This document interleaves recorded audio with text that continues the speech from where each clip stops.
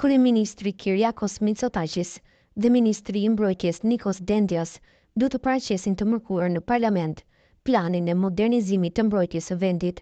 Qeveria planifikon të investojë mbi 25 miliard euro në mbrojtje deri në vitin 2036 me një strategji 12 vjeçare që përfshin 9 dece të reja, dron, satelit dhe avion luftarak. Qeveria është vendosur të paraqesë një plan ambicioz për prokurimin e armave, ndërsa vendimi i saj për të vazhduar me rritjen e pagave për personelin e forcave të armatosura, që synon të tërheqë më shumë rekrutë të rinj, po shkakton fërkime të brendshme.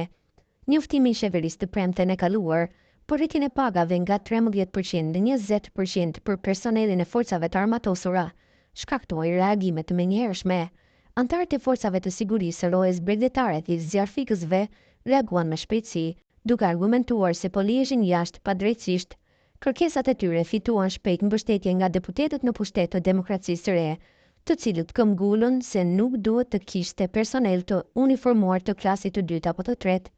Kryesuesi i kritikave ishte ish-ministri Dimitris Avramopoulos, i ndjehur nga ministri Vasilis Kikivias, Adonis Georgiadis dhe të paktën 7 deputetë të tjerë. Zyrtarët në zyrën e kryeministrit shprehën zhgënjimin për reagimin e ashpër, duke theksuar se politika ekonomike menaxhohet në mënyrë qendrore. Megjithatë, ata siguruan gjithashtu se do të shfrytëzohet e gjithë hapësira fiskale në dispozicion për rritjen e pagave. Në të njëjtën kohë, një krizë e thelluar e besimit në sistemin politik reflektohet vazhdimisht në sondazhet e opinionit. Peizazhi partjak po tregon shenja tendosje me ndarjet e brendshme që po zgjerohen në të gjitha partitë kryesore politike.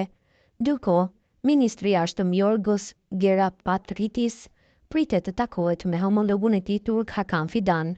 Takimi fillimisht kishte për qëllim përgatitjen e Këshillit të Bashkëpunimit të nivelit të lartë të prillit midis Mitsotakis dhe presidentit turk Recep Tayyip Erdogan.